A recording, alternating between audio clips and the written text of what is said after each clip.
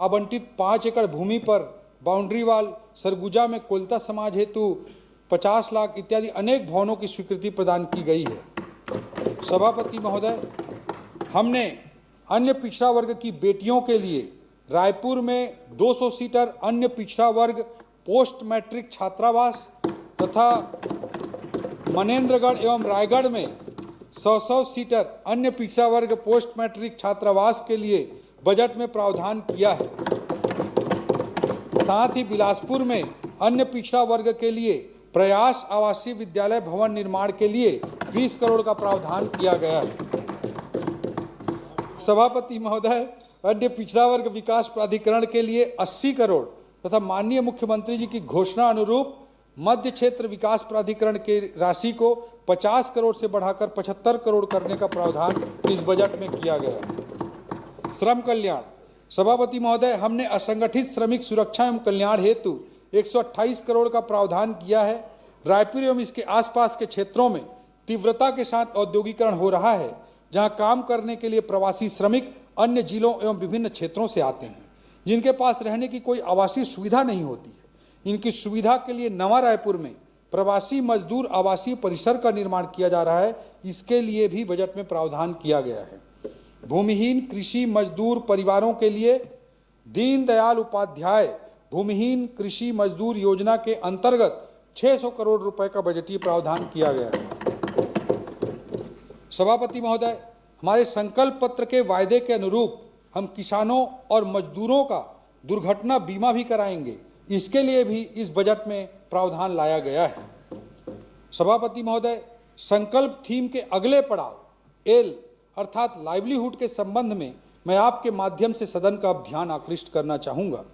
आधुनिक युग में आजीविका न केवल जीवन यापन का एक माध्यम है, बल्कि लोगों के आत्मसम्मान, पहचान और अपनी आकांक्षाओं की पूर्ति का एक साधन है। छत्तीसगढ़ की बड़ी आबादी प्रत्यक्ष अथवा अप्रत्यक्ष रूप से कृषि, उद्यानिकी, पशुपालन, मत्स्य पालन, ग्रामोद्योग, लघु वनोपज इत्यादि से जुड़ी हुई है। कृषि, कुटीर उद्योग, हस्तशिल्प जैसे क्षेत्र हमारे राज्य में लाइवलीहुड के मजबूत आधार बने, इसके लिए इनके विस्तार की कार्य योजना बनाई गई है। कृषि। सभापति महोदय, छत्तीसगढ़ के समावेशी एवं सर्वांगीण विकास तथा खुशहाली का रास्ता खेतों से, खलिहानों से, मेड़ों से, नहरों से और तालाबों से होकर किसानों के घर तक पहुंचता है। छत्तीसगढ़ में कृषि एक व्यवसाय नहीं, बल्कि हमारी संस्कृति है, हमारी पहचान है और ग्रामीण अर्थव्यवस्था की नींव है। सभापति महोदय, हमने खरीफ सीजन 2014 और 2015 के धान उत्पादन प्रोत्साहन योजना की 3,716 करोड़ की बकाया राशि किसानों को देकर अपना वादा निभाया। साथ ही हमने मोदी की गारंटी अंतर्गत अन्नदाताओं से प्रति एकड़ 21 क्विंटल 3100 रुपये प्रति क्विंटल की दर से धान की खरीदी सुनिश्चित करने के लिए कृषक उन्नति योजना प्रारंभ की है। खरीफ सीजन 2025-26 में 142 लाख मीट्रिक टन धान की खरीदी को मिलाते हुए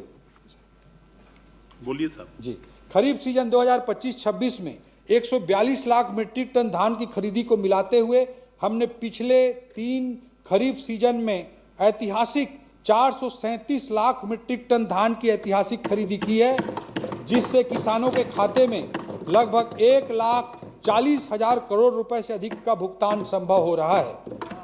फसल विविधीकरण को प्रोत्साहित करने के लिए दलहन, तिलहन, मक्का, कोदो कुटकी, रागी और कपास जैसे फसलों को भी कृषक उन्नति योजना में शामिल किया गया है।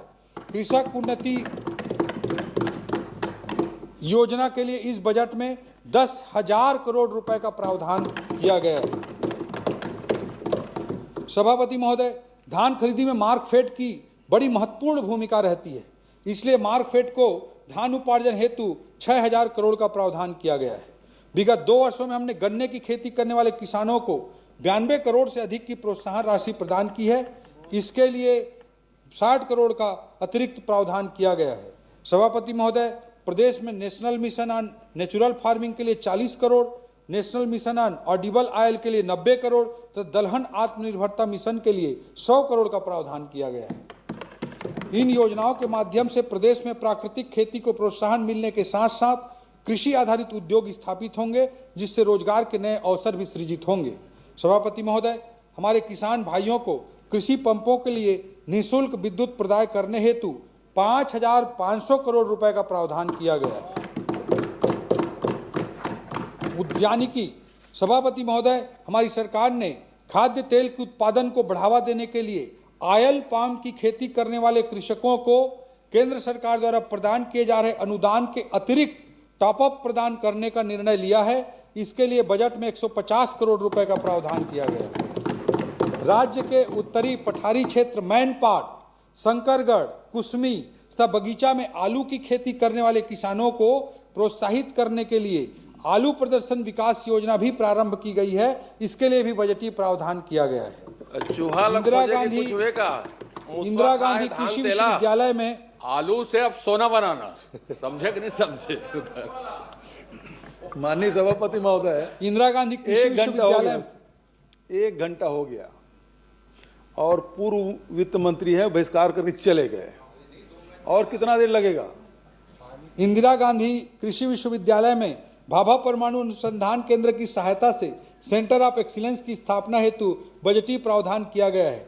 सभापति महोदय, अन्य महत्वपूर्ण योजनाओं के प्रावधान इस प्रकार हैं। प्रधानमंत्री फसल बीमा योजना के लिए 820 करोड़, एकीकृत वाटरशेड प्रबंधन कार्यक्रम हेतु 170 करोड़, कृषक समग्र विकास योजना हेतु 150 करोड़, प्रधानमंत्री कृषि सिंचाई योजना हेतु 130 करोड़ और राष्ट्रीय कृषि विकास योजना हेतु 130 करोड़।